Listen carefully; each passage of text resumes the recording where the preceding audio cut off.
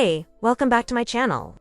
I was scrolling the other day and came across something called CatFont. Have you heard of it? They have created alphabets using cats in the letters. That gave me an idea, and I thought it's two art in one design. Let me show you the design itself. Now, we start with the video.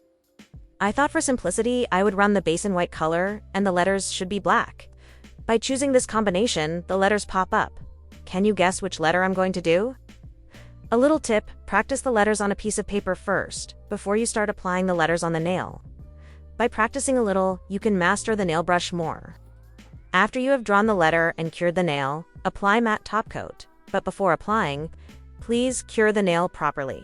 Otherwise, there is a risk that your nail design will get smudged with matte top coat. Now we create the next letter.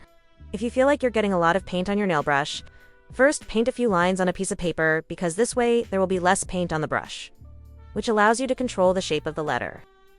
I'll post the picture of the cat font if you want to practice the letters. Just pause the video.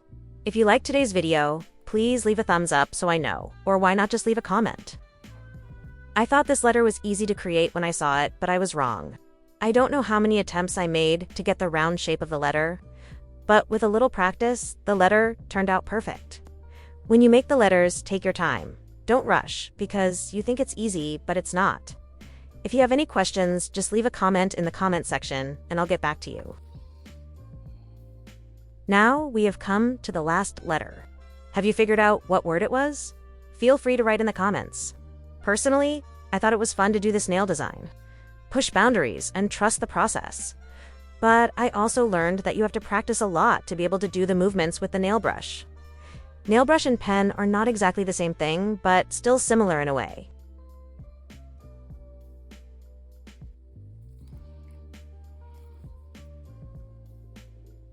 Thanks for stopping by and see you next time. Thanks for watching. Bye for now.